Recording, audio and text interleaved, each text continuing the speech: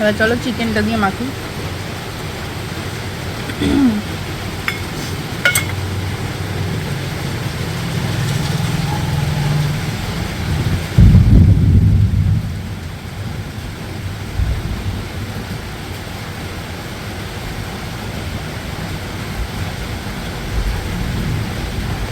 এটা করেছে কাকি, তো দাঁড়াও কে জানাই তো আমাদের কেমন হয়েছে।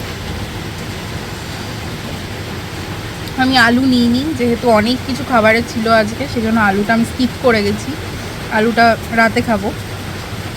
এখন একটু চিকেন আর ভাত দিয়ে খেয়ে দিই।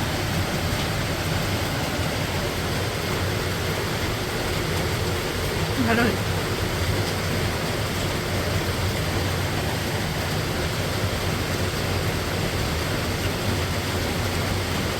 পেঁয়াজ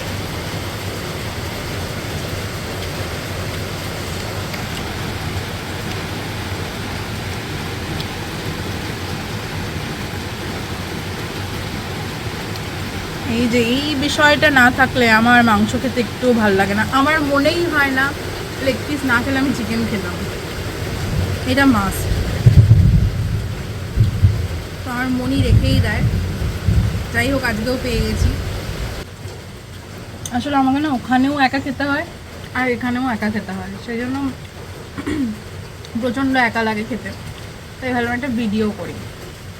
আর এখানে মানে বাড়িতে সবার কারোর টাইমের সাথে কারোর টাইমিং মেলে না, যার যখন খিদে পায় সে তখন খেয়ে নেয়, এটা আমাদের বাড়ির নিয়ম।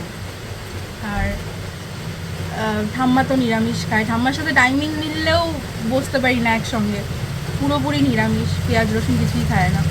তো সেই জন্য এখানেও আমাকে একাই খেতাম। তো আজকের ভিডিওটা এখানেই শেষ করছি। কেমন লাগলো তোমরা জানিও। যদি খাওয়া দাওয়ার ব্লগ তোমরা দেখতে চাও অবশ্যই কমেন্ট করে জানিও। আর যদি তোমাদের দেখতে না ভালো লাগে সেটাও বলো, আমি আর করবো না।